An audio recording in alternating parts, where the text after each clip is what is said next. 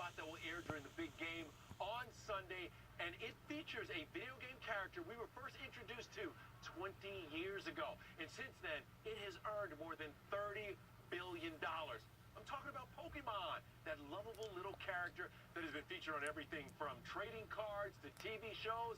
And this Sunday, he makes his Super Bowl debut. About a year and a half ago, we were talking and said, hey, let's find a way to celebrate 20 years of Pokemon in a grand scale, in a big way. And we pitched a Super Bowl ad. Train On was born out of the idea that every trainer in Pokemon wants to be the best at what they do.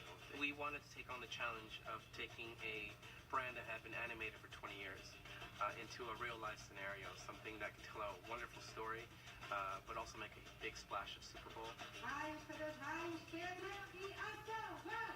The opening scene of our commercial happened in Favela in Brazil. This is a very important scene for us because it instigated the entire spot. So in this scene, there's a Pokemon battle happening in the middle of the street. One of our main characters is running towards it to find out what's going on.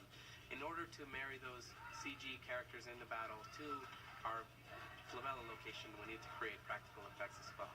The process really started with Digital Domain being on set. This is one of the most amazing visual effects houses that exist.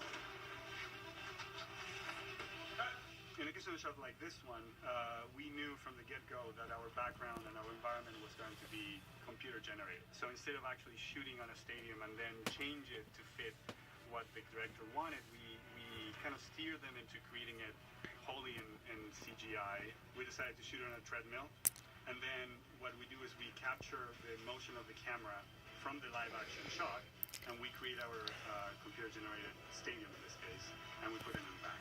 It's a very, very ambitious spot. But in the end, we have 5 days of shooting, 6 or 7 locations, 18 to 20-hour days between shooting and the prep work, and then 6 weeks of post-production for a 30-second spot.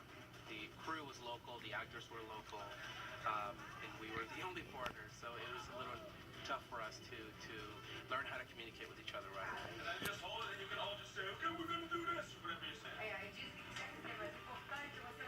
I learned a couple of Portuguese words. I learned how to say obrigado, which means thank you. A couple other words that are not suited for CBS. There's a lot of little hints and hidden nuggets within the ad that our fans will really enjoy.